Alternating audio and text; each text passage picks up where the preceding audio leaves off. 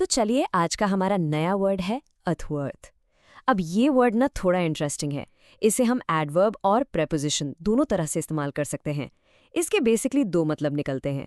एक तो है किसी चीज़ के आर पार, एक साइड से दूसरी साइड तक, जिसे हम इंग्लिश में अक्रॉस बोलते हैं। और जो दूसरा मतलब है वो है किसी चीज़ के विरोध में, मतलब अगेंस्ट। चलिए इसको आसान बनाने के लिए कुछ एग्जाम्पल्स देखते हैं। ओके, तो पहला एग्जाम्पल देखिए। इंग्लिश में सेंटेंस है द फॉलन ट्री ले अथवॉट the path blocking our way. अब यहाँ अथवॉट का मतलब है अक्रॉस यानी आर पार। इमेजिन कीजिए एक पेड़ गिर गया है और वो रास्ते के बीचों बीच एक साइड से दूसरी साइड तक फैला हुआ है। नेचुरली इसने पूरा रास्ता ही ब्लॉक कर दिया। तो ये इसका एकदम फिजिकल यूज हो गया, जब कोई चीज सचमुच में रास्ते में आ जाए। अच्छा, अब आते हैं इसके दूसरे मीनिंग पर। यहाँ सेंटेंस है हिज पॉलिटिकल व्यूज रैन अथवॉट the beliefs of his family.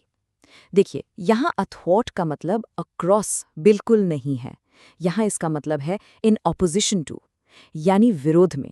मतलब उसके जो पॉलिटिकल आइडियाज थे वो उसके फैमिली के बिलीव्स के बिल्कुल उल्टे थे, एकदम खिलाफ थे।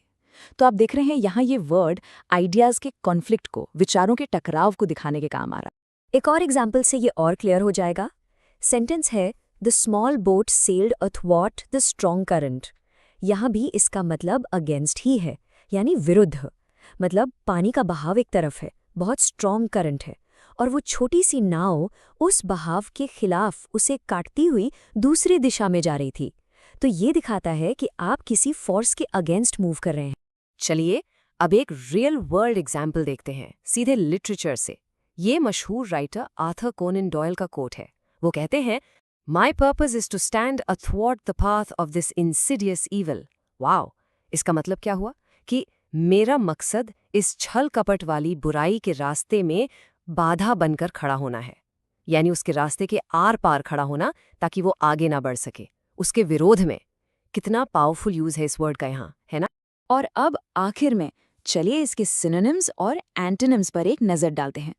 इससे आपको ये वर्ड हमेशा के लिए याद हो जाएगा। तो सिनोनिम्स यानी इससे मिलते जुलते शब्द हैं अक्रॉस, अगेंस्ट और अपोज्ड, सिंपल।